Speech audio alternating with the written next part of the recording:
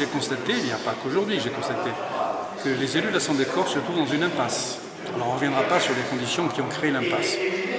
Nous, on était persuadés qu'on en arriverait là. Il faut sortir de l'impasse et il faut sortir de préférence vers le haut.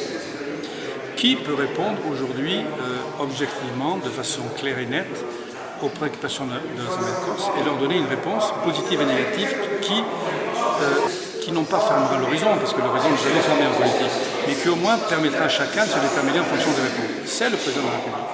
C'est du président de la République que tout procède aujourd'hui en France. C'est la 5e République. Moi, je le regrette, je suis partisan d'une 6e République. Mais c'est comme ça.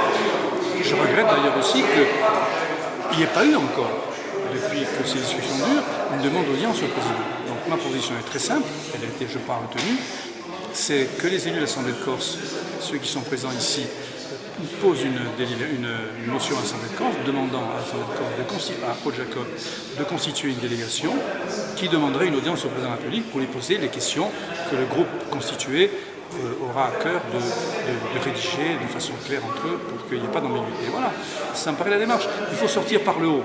Voilà, le haut, c'est là. Il faut obtenir la réponse de la seule personne qui est capable de donner les clés pour fermer la porte ou l'ouvrir sur un autre horizon. Il faut arriver à l'heure de vérité et le plus tôt sera mieux pour sortir de cette ambiguïté où plus personne ne sait vraiment que faire. Que je pense qu'il faut faire chaque chose en son temps. Aujourd'hui, on n'est pas allé au bout d'un processus, notamment institutionnel et je dirais politique, dans la mesure où nous n'avons pas interpellé au niveau de l'Assemblée de Corse deux autorités qui sont déterminantes dans la solution politique que l'on peut trouver, à savoir le Premier ministre et le Président de la République. Donc je crois qu'aujourd'hui, il y a des moments importants que va vivre l'Assemblée de Corse, le vote du PATUC, la discussion sur les institutions, et qu'aujourd'hui, il faut aller au bout du processus par rapport aux deux autorités d'État. Si nous avons une fin de non-recevoir sur toutes nos revendications, alors il faudra réfléchir à d'autres moyens de se faire entendre. Bien sûr, des moyens non violents, mais il faudra réfléchir à d'autres moyens. J'espère que le gouvernement socialiste que je soutiens, sans état d'âme sur la politique qu'il mène au niveau national, saura entendre quand même la spécificité insulaire pour apporter des réponses concrètes qui aujourd'hui, sur lesquelles il partage notre diagnostic et qui nous permettront de sortir par le haut d'une crise politique qui dure depuis 30 ans. Je pense que les choses ont évolué favorablement depuis 4 ans sur le territoire insulaire et qu'il faut qu'aujourd'hui le gouvernement capitalise sur ces avancées positives pour l'intérêt de la Corse. Et sur le principe d'une coordination qui consisterait à savoir comment on se fait entendre et comment on avance concrètement vers une pacification et un développement économique et culturel de la Corse, je suis d'accord. Maintenant, il faut aller peut-être un peu plus concrètement. Que va porter comme message cette coordination? Quelle est sa finalité exacte? C'est vrai que ça mérite des précisions et une réflexion plus soutenue. C'était important de répondre à l'invitation de Corsica Libre, parce que pour moi, on est à un tournant aujourd'hui. On est à un tournant parce que tout ce que nous avons porté en tant qu'élus à l'Assemblée de Corse, tous les débats que nous avons su susciter, qui étaient bien entendu des débats de société où il fallait prendre en compte aussi le quotidien des gens, parce que les deux ne sont pas antinomiques, et c'est ce que nous avons pu faire. Tous ces débats que nous avons portés aujourd'hui sont reçus presque une fin de non-recevoir au niveau de notre interlocuteur principal qui est Paris.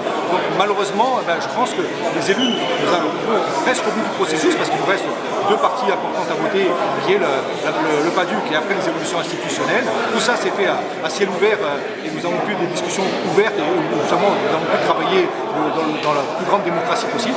Si nous avons encore malheureusement, ce que je ne souhaite pas, une fin de non-recevoir, tout ceci doit revenir devant le peuple et le peuple doit s'approprier ces débats.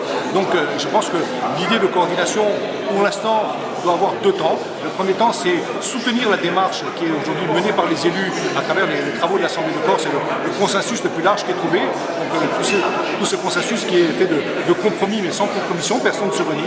Le deuxième temps étant, si malheureusement, ce que je ne souhaite pas, ce que je disais tout à l'heure, nous avons une fin de recevoir encore de Paris et du gouvernement, à ce moment-là, je pense que les initiatives devront venir de la base des associations et des différents chambres consulaires. Voilà, c'est pour ça que je pense qu'il faut bien le construire en deux temps, et je pense que la plateforme revendicative doit être les avancées que nous avons fait aujourd'hui à l'Assemblée de Corse.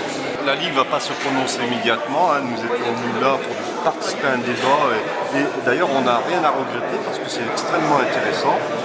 Ce qu'on peut constater, c'est qu'il y a aujourd'hui, avec les tensions que l'on a énoncées tout au long de cette réunion, plus le sentiment d'une impasse politique vécue ici par les élus, mais par beaucoup d'acteurs de la société corse, eh bien, ce qu'on peut constater, c'est qu'aujourd'hui, la question qui se pose, c'est celle de savoir si on peut encore espérer aller vers un processus politique, par exemple interpeller le président de la République, on peut encore tenter cela, ou est-ce qu'il faut désormais directement passer par une mobilisation, avec une mobilisation qui pourrait prendre des formes de mobilisation dans la rue?